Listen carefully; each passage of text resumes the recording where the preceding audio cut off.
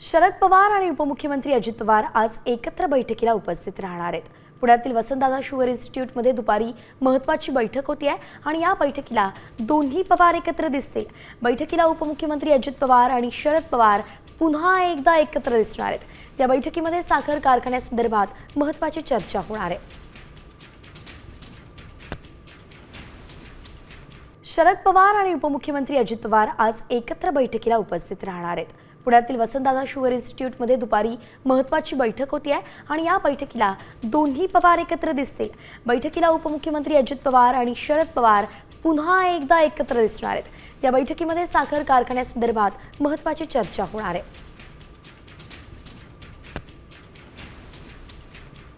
आता isakal.com आहे देशातील नंबर 1 ची मराठी न्यूज वेबसाईट।